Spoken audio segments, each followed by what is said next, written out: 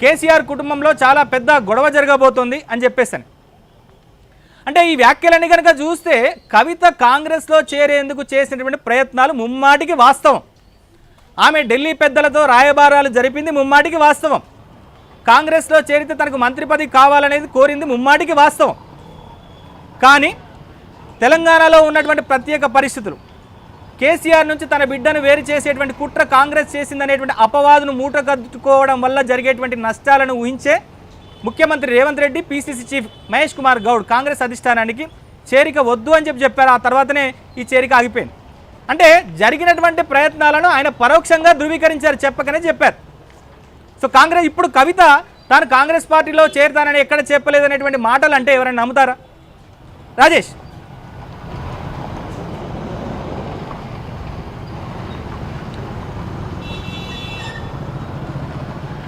ఖచ్చితంగా మీరు అన్నట్టుగా కవిత చుట్టే తెలంగాణ రాజకీయం అంతా కూడా తిరుగుతుందనే చెప్పాలి. ఇప్పటివరకు కూడా మీరు చెప్పారు అనేక అంశాలు. పర్టికులర్గా కేసీఆర్ కుటుంబంలో ఇలాంటి ఇష్యూస్ జరిగితే దాన్ని రాజకీయంగా వినియోగించుకోవడం, రాజకీయంగా మలుచుకోవడంలో పర్టికులర్గా కాంగ్రెస్ పార్టీ నేతలు ముందు నుంచి కూడా ముందుంటారు. ముఖ్యంగా రేవంత్ రెడ్డి మల్కాజ్గిరి ఎంపీగా ఉన్న సమయంలో, పీసీసీ చీఫ్ అయినటువంటి సమయంలో కేసీఆర్ 10 ఏళ్ల పాటు అధికారంలో ఉండి రేవంత్ రెడ్డి కుటుంబాన్ని వ్యక్తిగతంగా టార్గెట్ చేసి జైల్లో ఉంచి ఇబ్బందులు పెట్టినటువంటి విషయాన్ని ఇప్పట్లో రేవంత్ రెడ్డి అంత ఈజీగా మర్చిపోయేటువంటి అవకాశం ఉండదు. ఇది ఎందుకు చెప్తున్నానంటే పూర్తిగా 10 ఏళ్ల పాటు ఏకఛత్రాధిపత్యంగా బీఆర్ఎస్ పార్టీ అధికారంలో ఉన్నటువంటి సందర్భంలో, ఇదే కవిత ఎంపీగా నిజామాబాద్ ఎంపీగా ఉన్నటువంటి సందర్భంలో కూడా ప్రతిపక్ష పార్టీల పైన ముఖ్యమంత్రి హోదాలో కేసీఆర్ చేసినటువంటి ఇష్యూస్, ఇబ్బందులని ఎక్కడ కూడా ఖండించిన పరిస్థితి లేదంటూ కూడా పెద్ద ఎత్తున కాంగ్రెస్ పార్టీలో చర్చ జరుగుతుంది. అయితే కేసీఆర్ కుటుంబంలో నెలకొన్నటువంటి అంతర్గత విభేదాలు, అంతర్గత ఈ ఆధిపత్య పోరు వల్ల రాజకీయంగా కవిత కనుక కాంగ్రెస్ పార్టీలోకి వస్తే బాగుంటున్నటువంటి అంశాన్ని ఒక వర్గము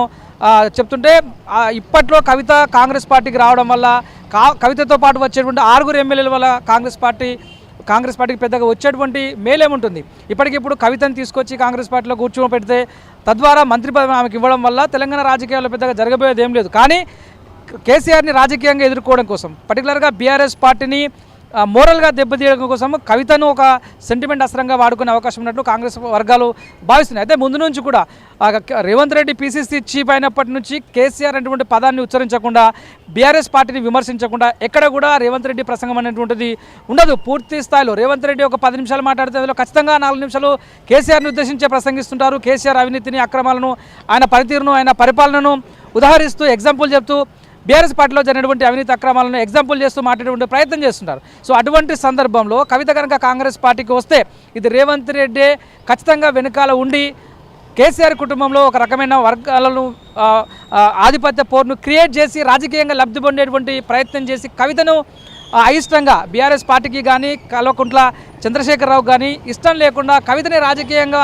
వాడుకొని కాంగ్రెస్ పార్టీలోకి తీసుకొచ్చేటువంటి మెసేజ్ కింది స్థాయిలోకి వెళ్ళే అవకాశం ఉంటుంది, ప్రమాదం ఉంటుంది. కాబట్టి కవిత ఎట్టి పరిస్థితుల్లో కాంగ్రెస్ పార్టీలోకి తీసుకునే అవకాశం లేదంటూ రేవంత్ రెడ్డి ఆయన సన్నిహిత వర్గాల వద్ద, అదేవిధంగా మంత్రివర్గం కొంతమంది మంత్రుల దగ్గర కూడా ఇదే అంశాన్ని ప్రస్తావించినట్టు తెలుస్తుంది. నేను కూడా ఏబీ ఆంధ్రజ్యోతి ఒక మంత్రితో మాట్లాడితే ఇప్పట్లో కవితను కాంగ్రెస్లోకి తీసుకోవాల్సిన అవసరం మాకైతే లేదు, కానీ రాజకీయంగా ముందు జరగబోయేటువంటి అంశాలను దృష్టిలో ఉంచుకొని వాటికి అనుగుణంగా తమ నిర్ణయాలు ఉండబోతున్నాయని కూడా చెప్పారు. సో దీన్ని బట్టి చూస్తే కాంగ్రెస్ పార్టీకి ఖచ్చితంగా రాజకీయంగా తెలంగాణలో బీజేపీ కూడా ఆల్టర్నేటివ్గా ఎదుగుతుంది. గతంతో పోలిస్తే 8 మంది ఎమ్మెల్యేలు గెలిచిన పరిస్థితి ఉంది. దాదాపు 33% vote షేర్ను BJP, Bharatiya Janata party సాధించింది. ఇప్పటికే ఉత్తర తెలంగాణలో పెద్ద ఎత్తున మన గడిచినటువంటి ఎమ్మెల్సీ ఎన్నికల్లో కూడా భారతీయ జనతా పార్టీ తన సత్తాను చాటగలిగింది. రాబోయే రోజుల్లో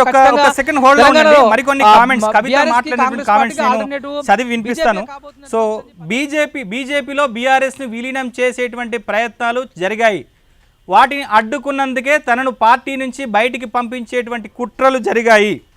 సో పార్టీని కాపాడేటువంటి ప్రయత్నం తాను చేశాను, తాను పెద్ద త్యాగం చేశాను.